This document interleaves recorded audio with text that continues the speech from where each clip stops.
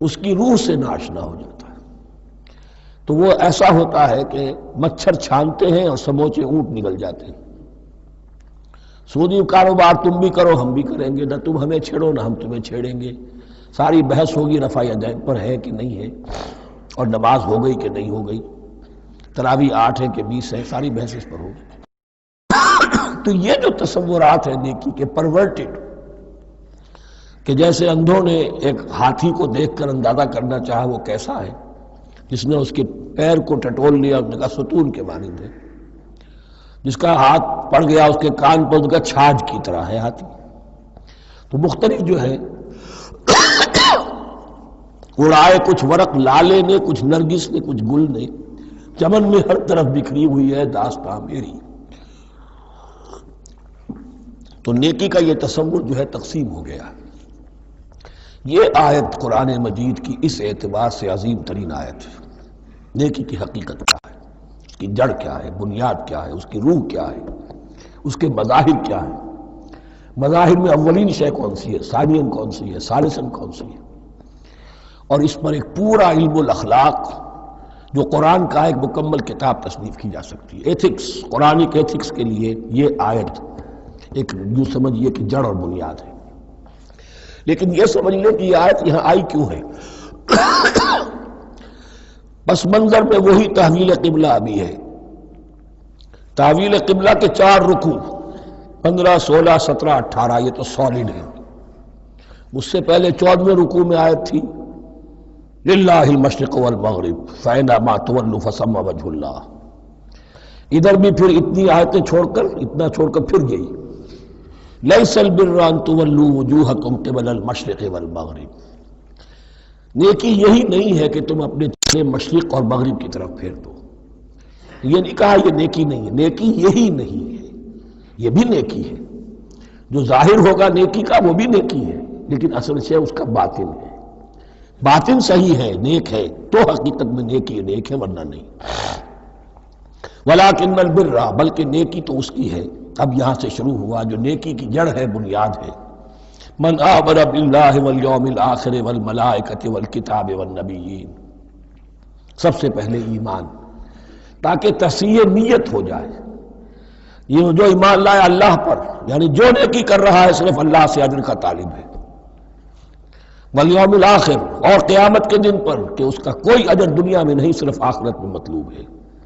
ورنہ آدمی سوداگری کرے، دکانداری کرے، کپڑا بیچے، کچھ اور بیچے، دین تو نہ بیچے۔ دین کا کام کر رہا ہے تو اس کے لیے سوائے اخروی نجات کے اور سوائے اللہ کی رضا کے کوئی اور شے مقصود نہ ہو۔ والملائکۃ والکتاب والنبیین، اور ایمان لایا فرشتوں پر اور کتابوں پر اور انبیاء پر۔ یہ تینوں مل کر ایک یونٹ بنتے ہیں۔ فرشتہ لایا دین، کتاب بن گئی، اور انبیاء پر آئی وہ کتاب۔ ایمان بالرسالت کا تعلق نیکی کے ساتھ یہ ہے کہ نیکی کا ایک مجسمہ تمہارے سامنے رہے، آئیڈیل، اسوہ۔ ایسا نہ ہو کہ اونچ نیچ ہو جائے۔ نیکیوں میں بھی ایسا ہوتا ہے، کوئی جذبات میں ایک طرف کو نکل گیا، کوئی جذبات میں ایک طرف کو نکل گیا۔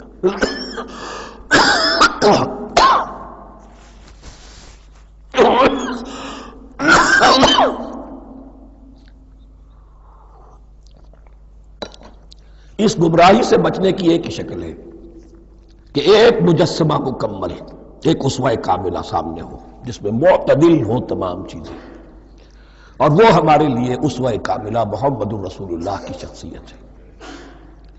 نیکی کے ظاہر کے لیے ہم انہیں معیار سمجھیں گے، جو شے جتنی ان کی سیرت میں ہے اس سے زیادہ نہ ہو، اس سے کم نہ ہو۔ کوشش یہ ہو، آئیڈیل یہ ہو کہ بالکل انسان حضور صلی اللہ علیہ وسلم کے اسوہ کاملہ کی پیروی کرے۔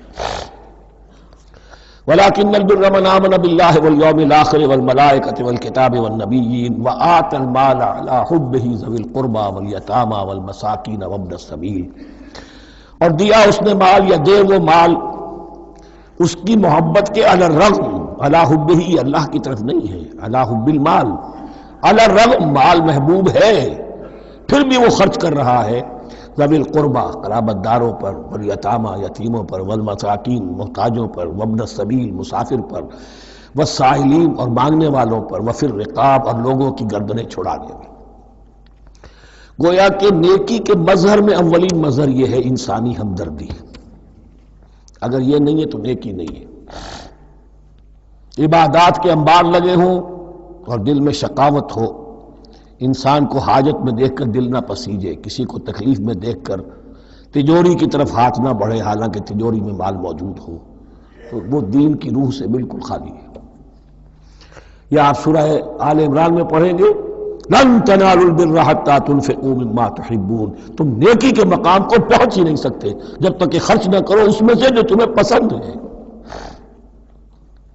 جس سے طبیعت گھبرا گئی، اکتا گئی، کپڑے میں جو بوسیدہ ہو گئے وہ دے دیے، حاتم طائی کی قبر کو لات مار دی، وہ نہیں. جو شے پسند ہے اگر اس میں سے نہیں دیتے تو نیکی کو پہنچ بھی نہیں سکتے، تمہیں ہوا بھی نہیں لگے گی. وَأَقَامَ الصَّلَاةَ وَآتَى الزَّكَاةَ، دیکھیے نماز اور زکوٰۃ اب آ رہے ہیں. یہ ہے حکمت دین کہ ایک ہے روح دین، وہ ہے ایمان، اور جو اس کے مظاہر ہے مظہر اول انسانی ہمدردی. نمبر دو ہے پھر نماز اور زکوٰۃ، اور یہاں زکوٰۃ کو علیحدہ ذکر کیا ہے اور اس آیت کا حضور نے حوالہ دیا ان فی المال لحق سوى الزکاۃ. دیکھو کچھ لوگوں نے سمجھا بس ہم نے زکوٰۃ نکال دی تو حق ادا ہو گیا پورا. بڑی بے وقوفی ہے. مال میں حق ہے زکوٰۃ کے سوا بھی. اور اب آپ نے یہ آیت پڑھی، دیکھو اس آیت میں کیا ہے. زکوٰۃ کا تذکرہ بعد میں ہو رہا ہے وَآتَ الْمَالَ عَلَىٰ حُبِّهِ ذَوِي الْقُرْبَىٰ وَالْيَتَامَىٰ وَالْمَسَاكِينَ وَابْنَ السَّبِيلِ وَالسَّائِلِينَ وَفِي الرِّقَابِ وَأَقَامَ الصَّلَاةَ وَآتَى الزَّكَاةَ.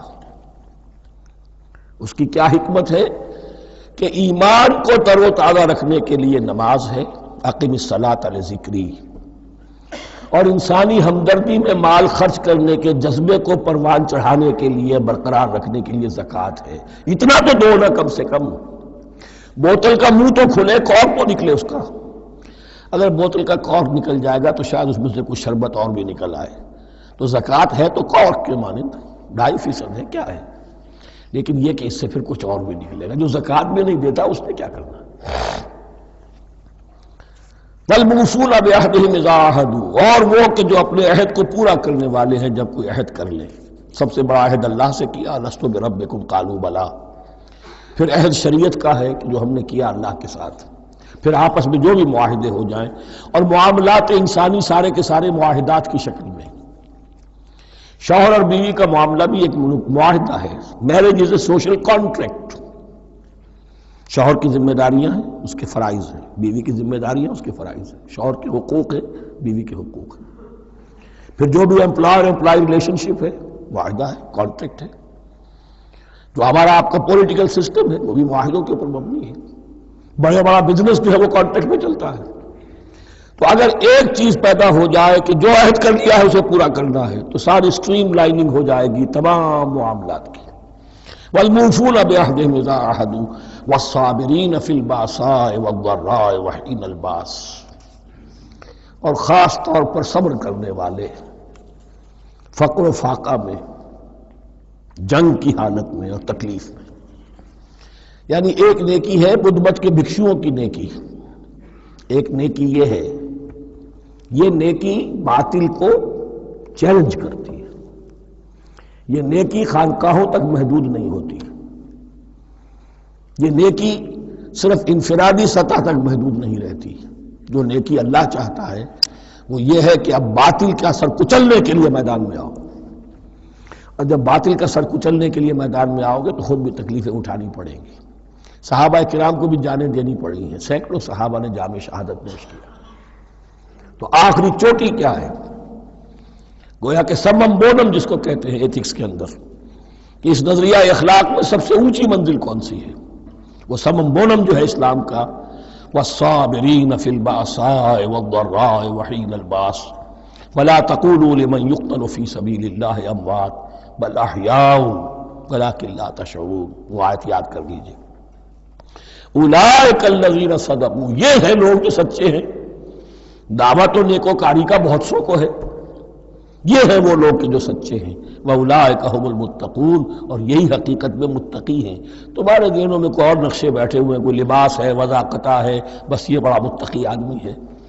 تقویٰ اس کا نام ہے، یعنی یہ پوری انسانی شخصیت کا ایک ہیولہ ہے، ایک پوری انسانیت کا ایک فرد کا نقشہ کھینچ دیا گیا کیریکٹر کا، جس کے اندر روح ایمان اور خارج میں اس ترتیب کے ساتھ دین کی یہ تقاضے اور نیکی کے یہ مظاہر موجود ہیں۔ اللہم ربنا اجعلنا منہم، اللہم ربنا اجعلنا منہم۔ اب اس کے بعد کچھ وہی جو معاملات انسانی ہیں اس پر اب بحث، جیسا کہ میں نے کہا تھا کہ ایک لڑی ہے شریعت کی، معاملات کی۔ یہ تو بڑے بڑے پھول جو تھے، آیت الآیات اور آیت البر۔ یا ایھا الذین آمنوا کتب علیکم القصاص فی القتلی، اہل ایمان تم پر لازم کر دیا گیا ہے مقتولوں کا بدلہ لینا۔ قتلہ قتیل کی جمع بھی ہے، اور مقتول سے یہ مصدر بھی ہو سکتا ہے کہ تمہارے لیے، یعنی اس معاملے میں سہل انگاری صحیح نہیں ہے۔ انسانی تمدن کی جڑ کٹتی ہے جب کسی معاشرے کے اندر انسان کا خون بہانا عام ہو جائے، تمدن جس کی جڑ کٹ جائے، تو قصاص تم پر واجب ہے۔ یا ایھا الذین آمنوا کتب علیکم القصاص فی القتلی الحر بالحر والعبد بالعبد والانثى بالانثى۔ ایک آزاد کی جگہ آزاد ہی قتل کیا جائے گا۔ آزاد نے قتل کیا ہے تو ظاہر بات ہے وہ آزاد ہی اس کی جگہ قتل ہوگا۔ یہ نہیں وہ کہے میرا غلام لے جاؤ، میرے 2 غلام لے لو، نہیں۔ والعبد بالعبد، اور عبد کی جگہ عبد ہی ہوگا، جس نے قتل کیا وہی قتل کیا جائے گا۔ والانثى بالانثى، اور اگر قتل کرنے والی عورت ہے تو وہ عورت ہی قتل ہوگی۔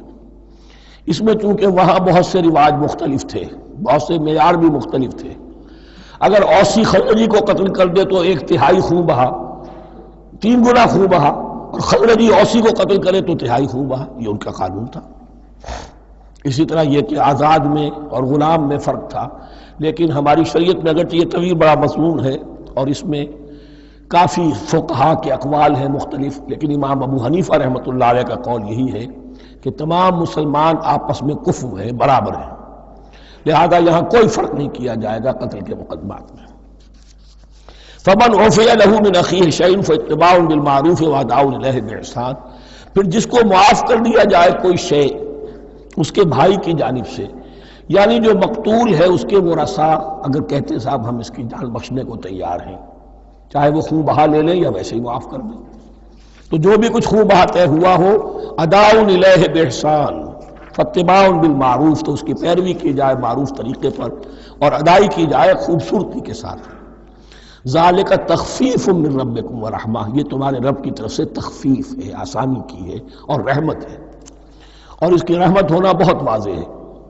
اگر یہ شکل نہ ہو تو پھر قتل در قتل کا سلسلہ جو ہے وہ جاری رہتا ہے، لیکن اگر یہ ہو گیا کہ قاتل کو لا کے سامنے کھڑا کر دیا، لو بھائی اب تمہارے ہاتھ میں اس کی جان ہے، چاہو تو یہ قتل کر دیا جائے گا، چاہو احسان کرنا چاہو بخشنا چاہو ویسے ہی بخش دو، چاہو تو خون بہا لے لو۔ اس سے کیا ہوگا کہ وہ دشمنیوں کا جو دائرہ ہے وہ پھر سمٹ جاتا ہے، بڑھتا نہیں۔ اس میں بڑی رحمت ہے اللہ کی طرف سے۔ قانون جو ہے اسلام میں قتل کا، اس میں مدعی ریاست نہیں ہوتی۔ آج کل ہمارے ہاں غلطی یہ ہے، مدعی ریاست بن جاتی ہے۔ یہ مدعی ہوتا ہے یہاں پر جو بھی مقتول کے ورثاء ہیں، اور کسی کو صدر کو کیا، صدر کے باپ کو بھی اختیار نہیں ہے کہ کسی قاتل کو معاف کر دے۔ قاتل کو معاف کرنے کا جو اختیار ہے وہ صرف مقتول کے ورثاء کو ہے، کوئی صدر نہیں کر سکتا۔ ہمارے دستور میں ہے، پوری شرع پوری شک موجود ہے۔ فمن اعتدی بعد ذلک فلہ عذاب علیم، اور جو اس کے بعد بھی حد سے تجاوز کرے گا تو اس کے لیے دردناک اور بہت بڑا عذاب ہوگا۔ وَلَكُمْ فِي الْقِصَاصِ حَيَاةٌ يَا أُولِي الْأَلْبَابِ لَعَلَّكُمْ تَتَّقُونَ، اور اے ہوش مندو قصاص میں زندگی ہے تمہارے لیے۔ ایک روحانی تصور ہے معاف کر دینا اچھا ہے، اسلام بھی کہتا ہے ان تعفوا وتصفحوا وتغفروا فإن اللہ غفور رحیم، لیکن قتل کے مقدمات میں سہل انگاری جو ہے وہ اچھی نہیں ہے، پیروی شدت کے ساتھ ہونی چاہیے تاکہ اس سے آگے قتل کا سلسلہ بند ہو۔ وَلَكُمْ فِي الْقِصَاصِ حَيَاةٌ يَا أُولِي الْأَلْبَابِ لَعَلَّكُمْ تَتَّقُونَ، تاکہ تم بچ سکیں۔ اب کوتبہ علیکم دوبارہ آ گیا۔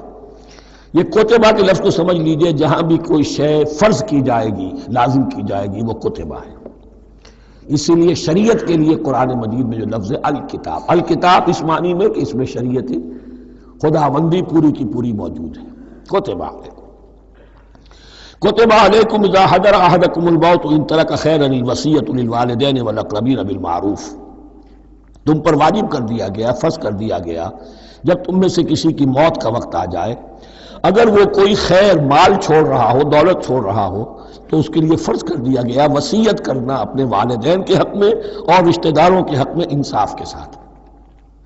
ابھی چونکہ قانون وراثت نازل نہیں ہوا تھا، یہ ابتدائی قدم اٹھایا گیا۔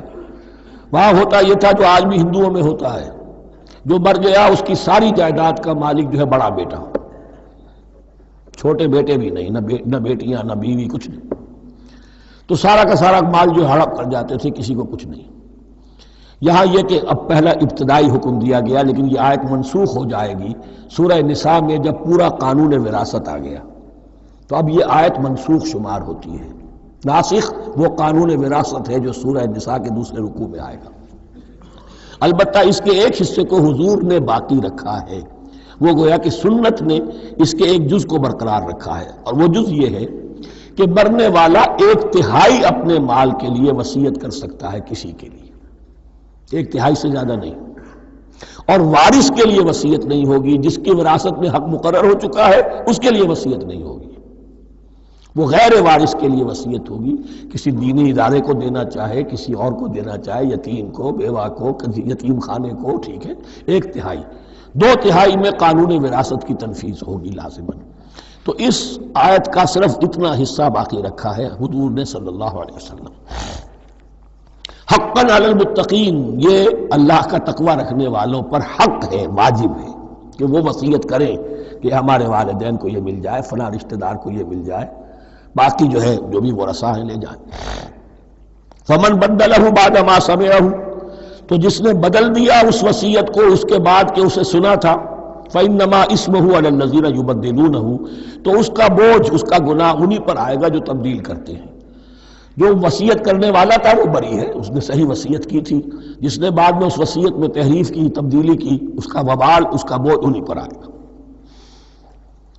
ان اللہ سمیع علیم، یقینا اللہ سب کچھ سننے والا اور جاننے والا ہے۔ فمن خاف من موص جنفا، اب اگر کسی کو اندیشہ ہوا کہ وصیت کرنے والے نے جانبداری برتی ہے، ٹھیک وصیت نہیں کی ہے، دیانتداری کے ساتھ اس کی رائے یہ ہوئی، او اسمن، یا گناہ اس نے کمایا ہے، فاصلح بینہم، اور اب ان کے مابین صلح کرا دی، ورثاء کو جمع کیا کہ بھائی وراثت تو یہ تھی، ان کی وصیت تھی، لیکن دیکھو اس میں یہ زیادتی والی بات ہے، اگر تم مطمئن ہو جاؤ، متفق ہو جاؤ، تو اس میں اتنی تبدیلی کر دی جائے ان کے اتفاق سے، فلا اسم علیہ، تو اس میں کوئی گناہ نہیں ہے، یعنی ایسی نہیں ہے یہ بات کہ اس کو وہ سینکشن اور سینکٹیٹی حاصل ہو گئی ہے، تقدس، کہ اب اس میں کوئی تبدیلی نہیں ہو سکتی، باہمی مشورے سے اور اچھے جذبے سے، اصلاح کے جذبے سے وصیت میں تغیر ہو سکتا ہے۔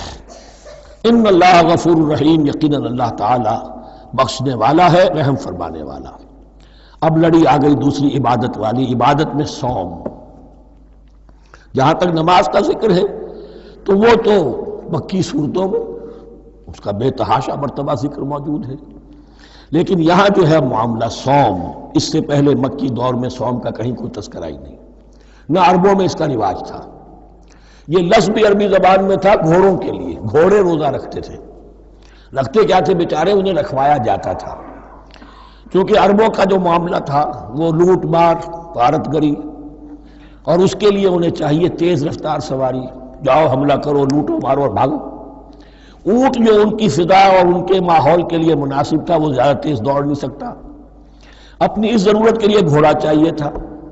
گھوڑے میں عرب کا سخت موسم برداشت کرنے کی عادت نہیں، نازک جانور ہے، وہ پیاسا تو نہیں رہ سکتا 7 دن تک جیسے کہ اونٹ رہ سکتا ہے، بھوکا نہیں رہ سکتا، وہ لو کے تھپیڑے نہیں برداشت کر سکتا، لہذا عرب اس کو رکھواتے تھے روزہ، کھانا پینا بند کیا اور اس کے جو ہے منہ کر کے کھڑے ہو گئے جب گرم تیز ہوا چل رہی ہے، خود تو اپنے آپ کو لپیٹ لیا اپنے گھٹنے میں، غترہ کہلاتا ہے وہ جو بھی کپڑا اوپر ہوتا ہے، اور وہ اس گھوڑے کو جو ہے وہ ساری آگ اس پر برس رہی ہے تاکہ اس میں عادت پیدا ہو جائے جھیلنے کی، برداشت کرنے کی، تو جنگ کے موقع پر کہیں یہ دغا نہ دے جائے، اگر یہ ہمت ہار گیا تو اس کا تو کیا کیا جائے گا، تو اصل میں سوار ہے جو مارا گیا۔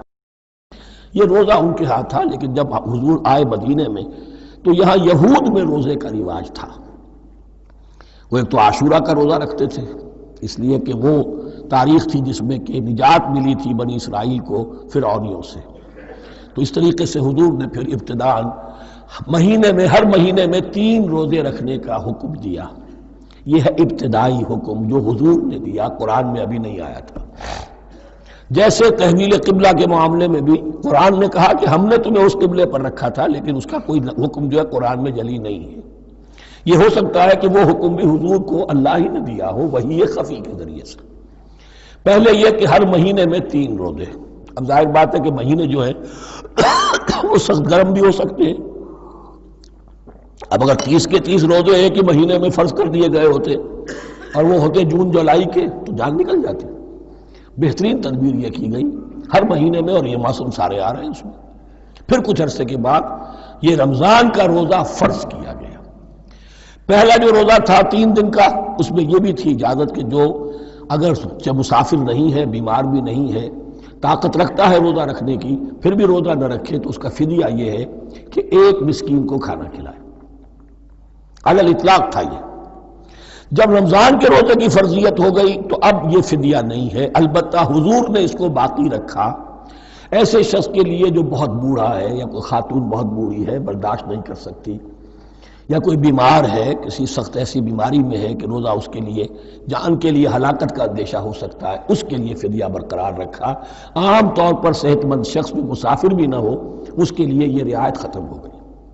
یہ ہے ان آیات کی تعبیر جس پر میں پہنچا ہوں، اور بہت پہلے پہنچ گیا تھا، لیکن چونکہ اکثر مفسرین نے یہ بات نہیں لکھی ہے تو میں جھجکتا رہا، لیکن بعد میں مجھے معلوم ہوا کہ مولانا انور شاہ کاشمیری رحمۃ اللہ علیہ کی رائے یہی ہے، تو مجھے اعتماد ہو گیا۔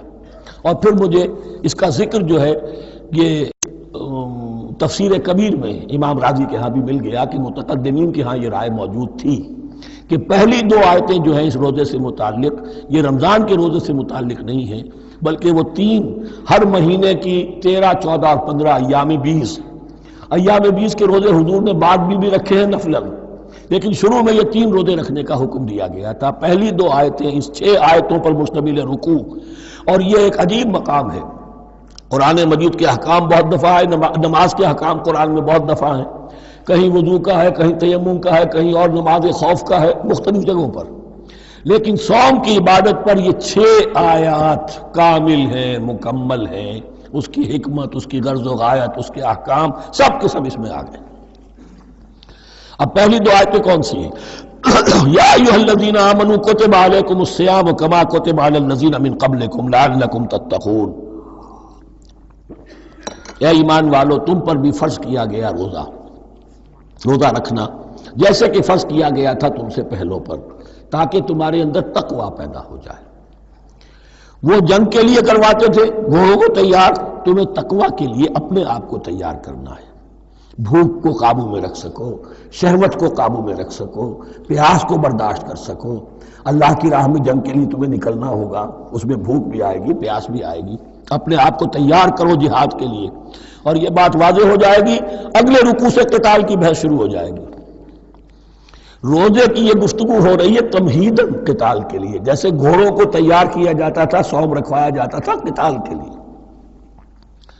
ایام معدودات، گنتی کے چند دن ہیں، یہ گویا کہ ثبوت ہے اس کا کہ یہ 2-3 دن سے زیادہ، معدود جو ہے وہ عربی زبان میں 9 سے زیادہ نہیں ہو سکتا۔ معدودہ جب آئے گا، ایام معدودات، یہ جمع جو ہے جمع قلت کہلاتی ہے۔ معدودات، معدودہ بڑی سے بڑی رقم ہو سکتی ہے، لیکن معدودات جمع قلت ہے۔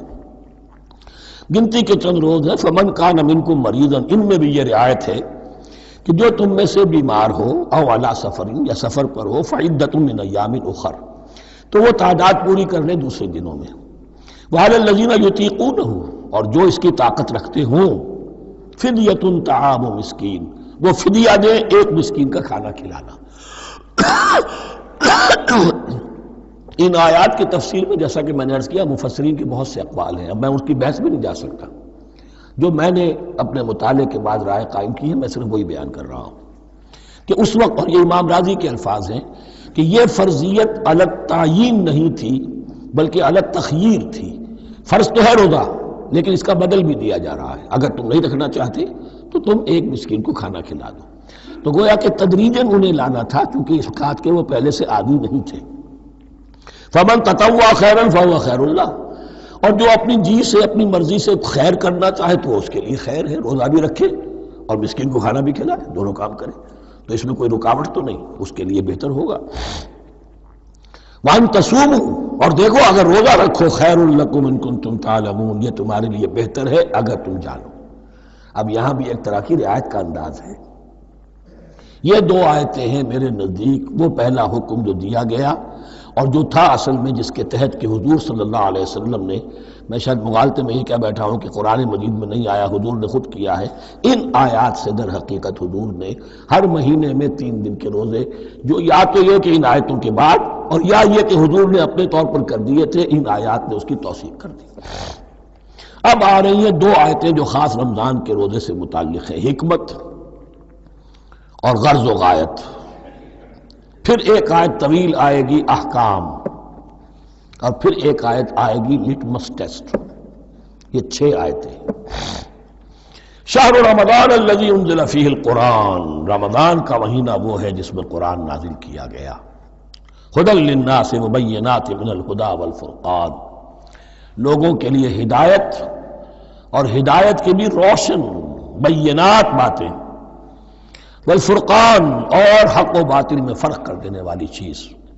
فمن شہد منکم الشہر، تو جو کوئی بھی پائے اس مہینے کو، یا جو شخص بھی مقیم ہو اس مہینے میں، مسافر نہ ہو، فلیصم، اس پر لازم ہے کہ روزہ رکھے۔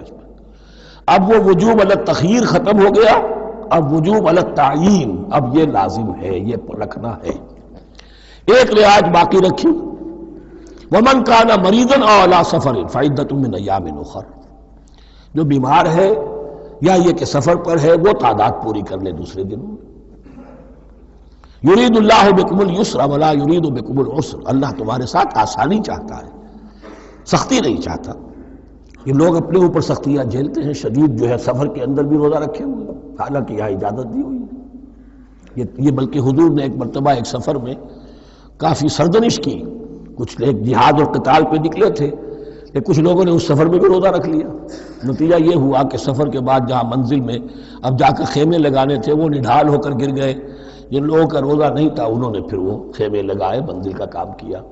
تو حضور نے فرمایا کہ لیس من البر الصیام فی السفر، روزے رمضان اس میں سفر میں روزہ رکھنا کوئی نیکی کا کام نہیں ہے۔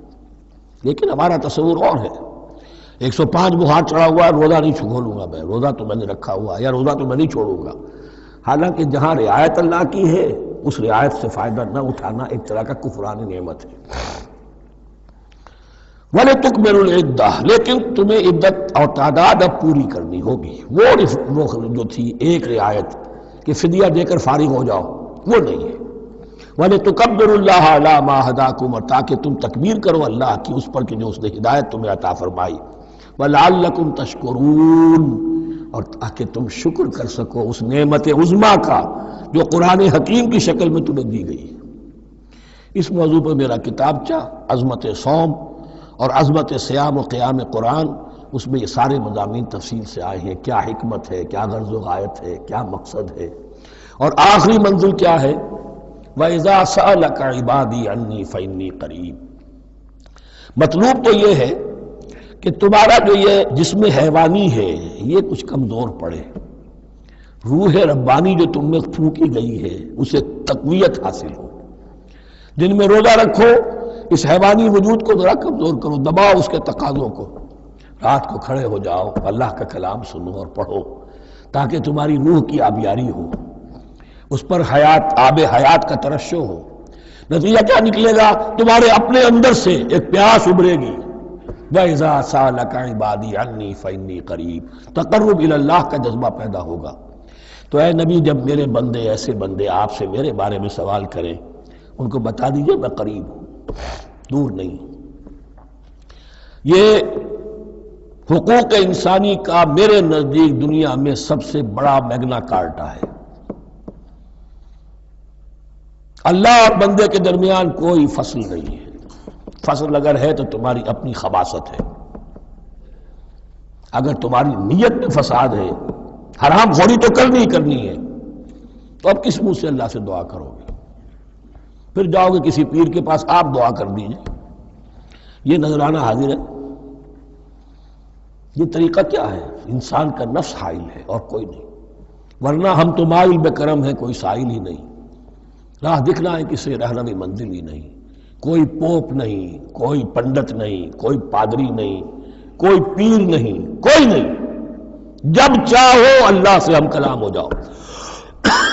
اس سے بڑا حق کیوں خالق و مخلوق میں حائل رہے پردے؟ پیران کلیسا کو کلیسا سے اٹھا دو، میرا ہر بندہ جب چاہے جہاں چاہے مجھ سے ہم کلام ہو جائے۔ ہاں شرط ہے اس کی، وہ شرط آگے آ رہی ہے۔ اجیب دعوت الداعی اذا دعان، میں تو ہر پکارنے والے کی پکار سنتا ہوں، اور سنتا نہیں جواب دیتا ہوں، اور صرف جواب نہیں دیتا قبول کرتا ہوں۔ اجابت میں یہ تینوں چیزیں موجود ہیں۔ اور اذا دعان، جہاں مجھے پکارے جب پکارے، دیر اینڈ دین میں موجود ہوں۔ لیکن شرط کیا ہے؟ فَلْيَسْتَجِيبُوا لِي، انہیں بھی تو میرا کہنا ماننا چاہیے، یہ یک طرفہ بات نہیں ہوگی۔ فَاذْكُرُونِي أَذْكُرْكُمْ، تم مجھے یاد رکھو گے تو میں تمہیں یاد رکھوں گا، یہ دو طرفہ معاملہ ہے۔ تم شکر کرو گے میں تمہاری قدردانی کروں گا، تم میری طرف چل کر آؤ گے میں بھاگ کر آؤں گا، تم بارش برآؤ گے میں ہاتھ بڑھاؤں گا، لیکن تم رخ موڑ لو گے ہم بھی رخ موڑ لیں گے۔ ہماری تو غرض نہیں ہے، غرض ہے تو تمہاری، تم رجوع کرو گے ہم بھی رجوع کر لیں گے، تم توبہ کرو گے ہم اپنی نظر کرم پھر تمہاری طرف متوجہ کر دیں گے۔ لیکن ہر چیز ان تنصروا اللہ ینصرکم، اللہ کی مدد کرو گے تو اللہ تمہاری مدد کرے گا۔ تمہاری دوستیاں ہو، پینگے بڑھا رہے ہو اللہ کے دشمنوں کے ساتھ، ساز باز ہو اللہ کے دشمنوں کے ساتھ، اور کھڑے ہو جاؤ قنوت نازلہ میں اللہ سے مدد مانگنے کے لیے، تم سے بڑا بے وقوف کون ہوگا؟ پہلے اللہ کی طرف رخ تو کرو، اللہ سے اپنا معاملہ درست کرو۔ ہاں اس میں کوئی یہ شرط نہیں ہے کہ پہلے ولی کامل اس وقت توبہ کرو خلوص نیت سے تو سارے پردے ہٹ جائیں گے، لیکن خلوص نیت کے ساتھ توبہ۔ وَإِذَا سَأَلَكَ عِبَادِي عَنِّي فَإِنِّي قَرِيبٌ أُجِيبُ دَعْوَةَ الدَّاعِ إِذَا دَعَانِ فَلْيَسْتَجِيبُوا لِي وَلْيُؤْمِنُوا بِي لَعَلَّهُمْ يَرْشُدُونَ أُحِلَّ لَكُمْ لَيْلَةَ الصِّيَامِ إِذْ تَفَضُّلُوا إِلَىٰ نِسَائِكُمْ۔ اب یہ ہے احکام کی آیت، بڑی طویل ہے، چونکہ یہود کے ہاں شریعت میں روزہ جو ہے شروع ہو جاتا تھا شام کو ہی، اور رات بھی روزے میں شامل تھی، تو تعلق زن و شو بھی نہیں ہو سکتا، اور کوئی سحری وحری کا تصور نہیں تھا، جیسے ہی سوئے رات شروع روزہ شروع، اب اگلے دن تک غروب آفتاب تک روزہ رہے گا۔ ہمارے ہاں روزے میں نرمی کی گئی ہے، ایک تو یہ کہ رات کو اس سے خارج کر دیا، روزہ دن کا ہے، اور رات کے وقت تعلق زن و شو بھی ہے، کھانا پینا بھی ہے، جو پابندیاں روزے کی ہیں وہ سب اٹھ گئی۔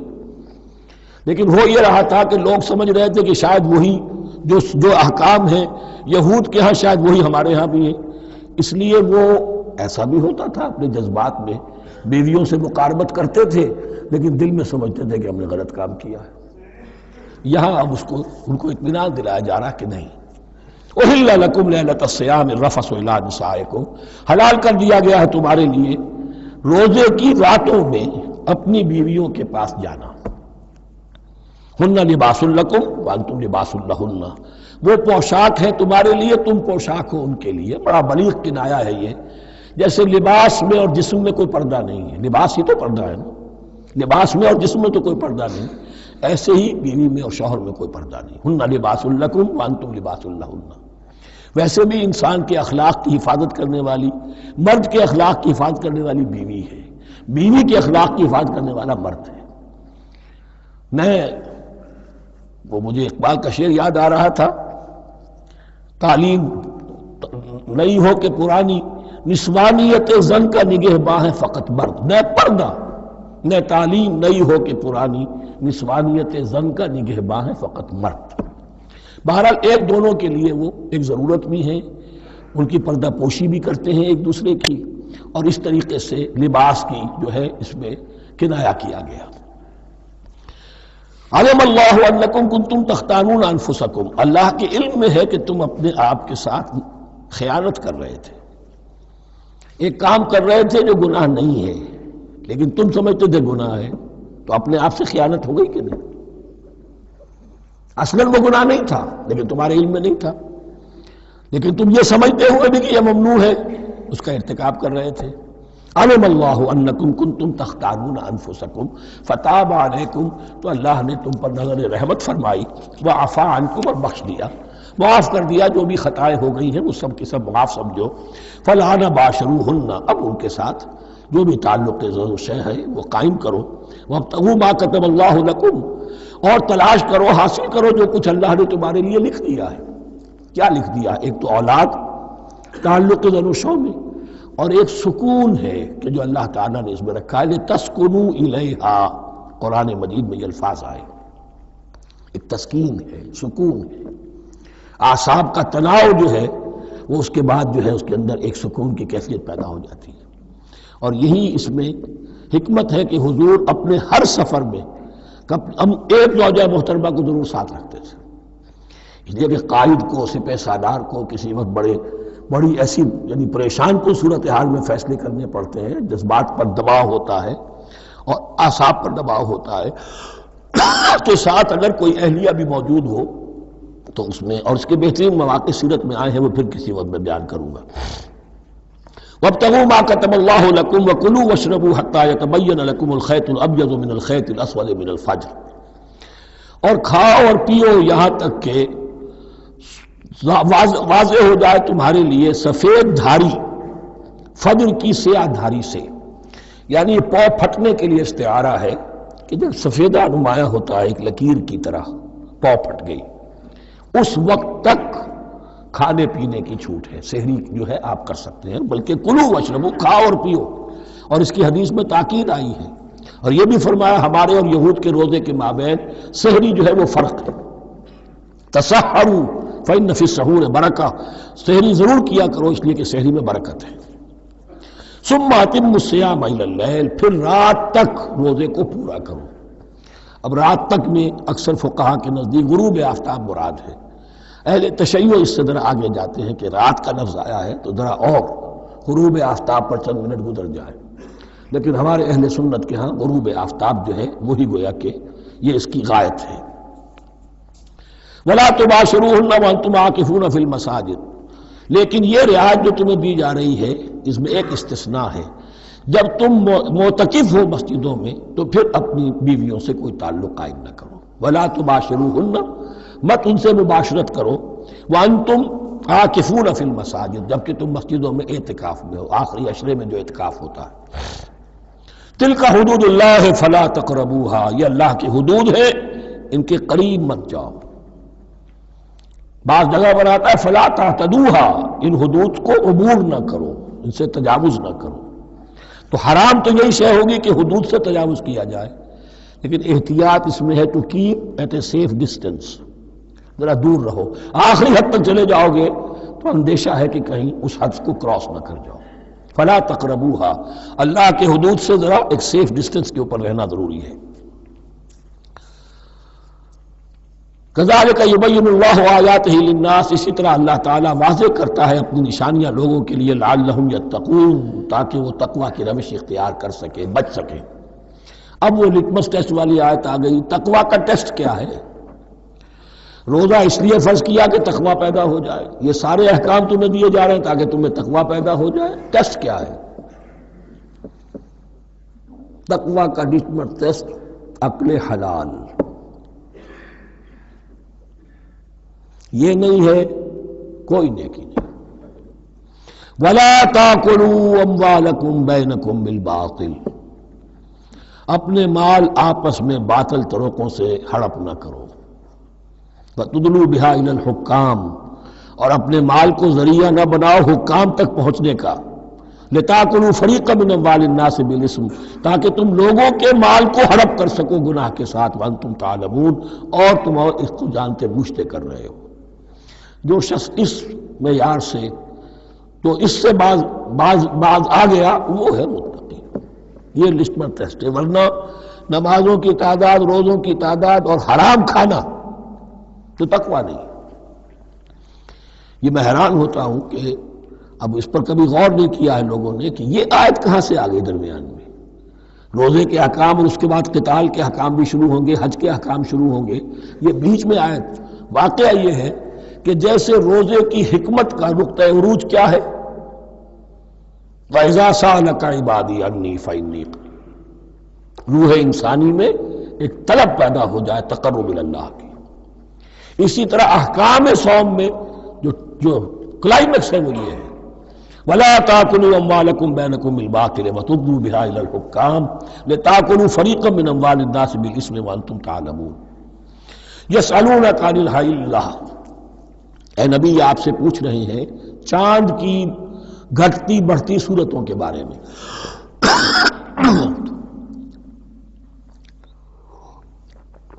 قُلْ هِيَ مَوَاقِيتُ لِلنَّاسِ وَالْحَجِّ، کہہ دیجئے یہ لوگوں کے لیے ایک اوقات کا تعین ہے، کیلنڈر ہے، اور حج کے لیے۔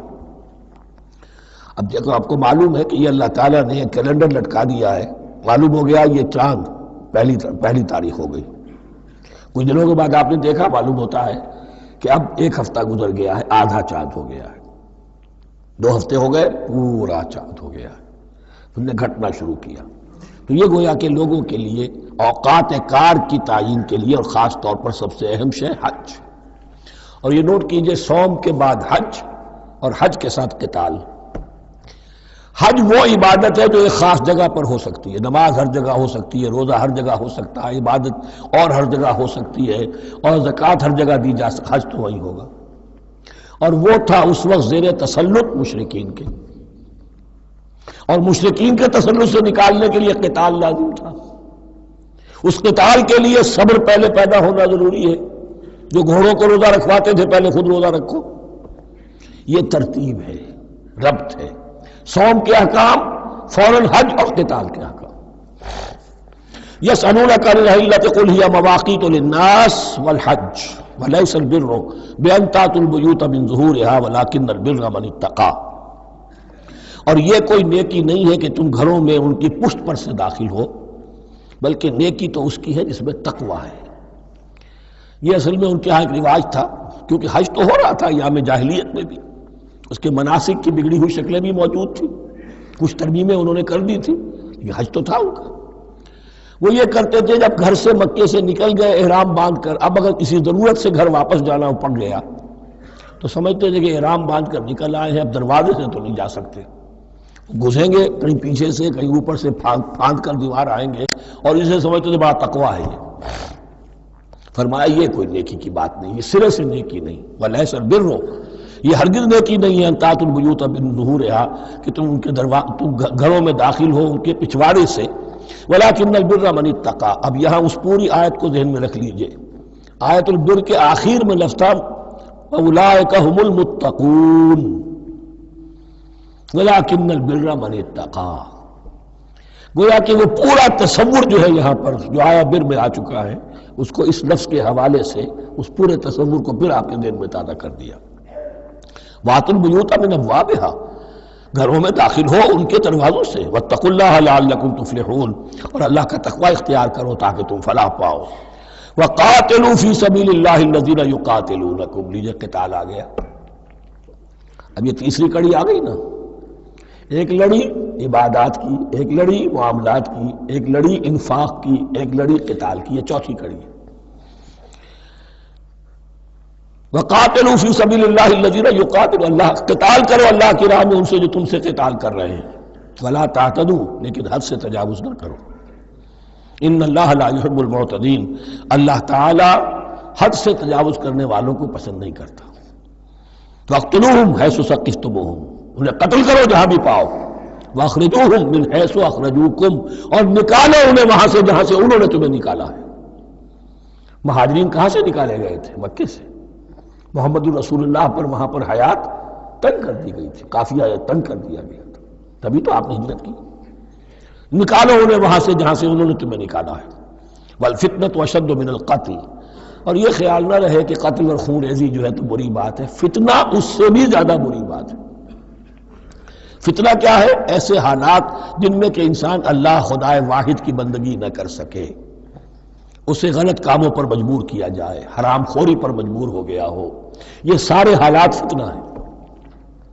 تو قتل اور خونریزی اتنی بری شے نہیں ہے جتنی فتنہ، والفتنة اشد من القتل۔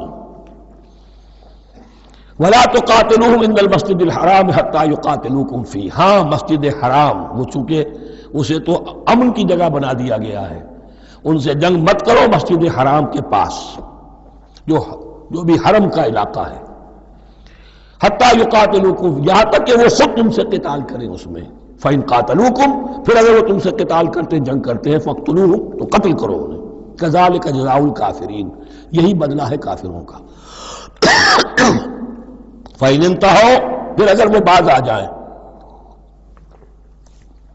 فَلَا عُدْوَانَ إِلَّا عَلَى الظَّالِمِينَ، تو کوئی زیادتی جائز نہیں ہے مگر ظالموں پر۔ الشہر الحرام بالشہر الحرام، شہر حرام کا بدلہ ہے شہر حرام، یعنی اگر انہوں نے اشہر حرم کی بے حرمتی کی ہے تو اس کے بدلے میں یہ نہیں ہوگا کہ ہم تو ہاتھ باندھ کے کھڑے رہیں کیونکہ تو اشہر حرم ہے۔ ایک ہے حرم زمین، ایک ہے اشہر حرم، 4 مہینے، 3 حج کے لیے ان کے ہاں تھے اور 1 عمرے کے لیے، یہ 4 مہینے تھے کہ ان کے دوران ان کے ہاں یہ طے تھا کوئی خونریزی کوئی جنگ نہیں ہوگی، اپنے باپ کے قاتل کو بھی پالیں گے تو اس میں قتل نہیں کریں گے۔ تو ایک مقام ہے حرم، اس میں جنگ حرام، اور ایک وہ مہینے ہیں ان میں جنگ حرام۔ لیکن اگر کفر اقدام کرے تو اب یہ نہیں کہ ہاتھ پاؤں باندھ کے اپنے آپ کو پیش کر دیا جائے، نہیں، پھر جوابی کارروائی میں اگر تمہیں بھی اس کی بے حرمتی کرنی پڑے تو اس کا وبال بھی ان پر ہوگا۔ جی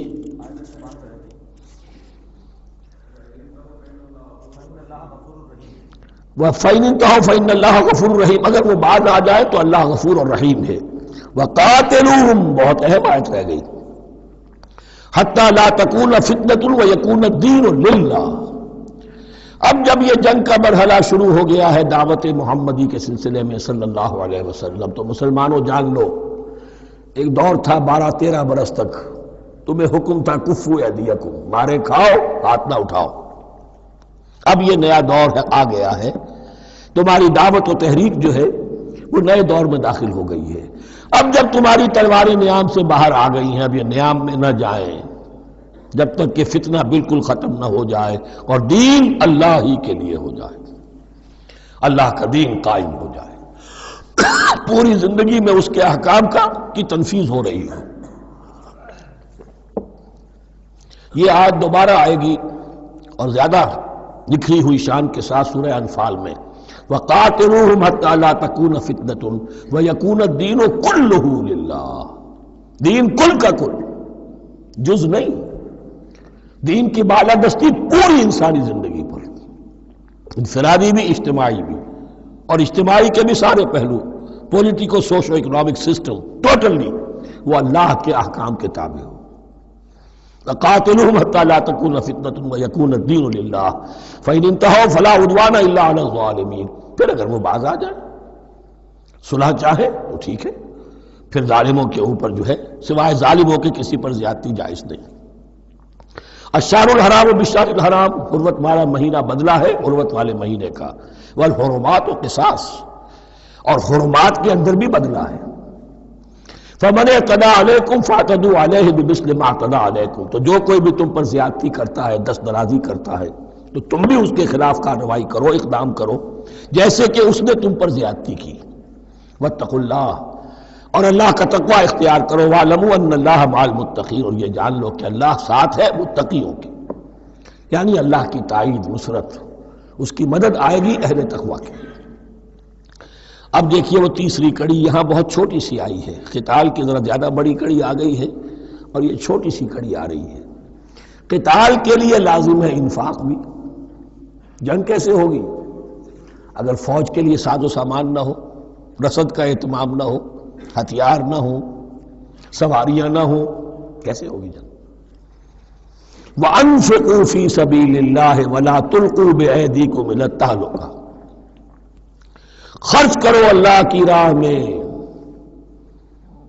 اور مت ڈالو اپنے آپ کو اپنے ہاتھوں ہلاکت میں، یعنی اللہ کا دین اس وقت اسے احتیاج ہے وہ پیسہ چاہتا ہے. جیسے حضور نے تبوک کے موقع پر عام اپیل کی اور آپ اپنے مال کو لے کر بیٹھے ہوئے ہیں، تو گویا کہ آپ نے اپنے آپ کو ہلاکت میں خود ڈال دیا. یہ انفاق ہے، جہاد بالمال. وَأَنفِقُوا فِي سَبِيلِ اللَّهِ وَلَا تُلْقُوا بِأَيْدِيكُمْ إِلَى التَّهْلُكَةِ وَأَحْسِنُوا إِنَّ اللَّهَ يُحِبُّ الْمُحْسِنِينَ. اور احسان کی روش اختیار کرو، دین کے اندر بھی خوبصورتی پیدا کرو، دین میں بہتر سے بہتر مقام حاصل کرنے کی کوشش کرو. ہمارا معاملہ کیا، دنیا میں آگے سے آگے اور دین میں پیچھے سے پیچھے. دین میں یہ دیکھیں گے اس سے کم پر گزارا ہو سکتا ہو، کوئی اور شے ہو کہ جس میں اس سے کم سے بھی بات پوری ہو جائے، دین میں یہ ہوگا. اور دنیا میں آگے سے آگے ہے جستجو کہ خوب سے ہے خوب تر کہاں. تو اگر یہ جستجو دنیا میں ہے، اس سے بڑھ کر دین میں ہونی چاہیے. فاستبقوا الخیرات، نیکیوں میں ایک دوسرے پر بازی لے جانے کی کوشش کرو. وَأَنفِقُوا فِي سَبِيلِ اللَّهِ وَلَا تُلْقُوا بِأَيْدِيكُمْ إِلَى التَّهْلُكَةِ وَأَحْسِنُوا، اور احسان کی روش اختیار کرو. ان اللہ یحب المحسنین، یقیناً اللہ تعالی محسنین کو ان لوگوں کو کہ جو درجہ احسان پر فائز ہو جائیں محبت کرتا ہے، انہیں پسند کرتا ہے. یہ حدیث جبرائیل اگر ذہن میں ہو تو 3 درجے ہیں، جیسے میں نے آج بتایا آپ کو. وَنَحْنُ لَهُ مُسْلِمُونَ وَنَحْنُ لَهُ عَابِدُونَ وَنَحْنُ لَهُ مُخْلِصُونَ.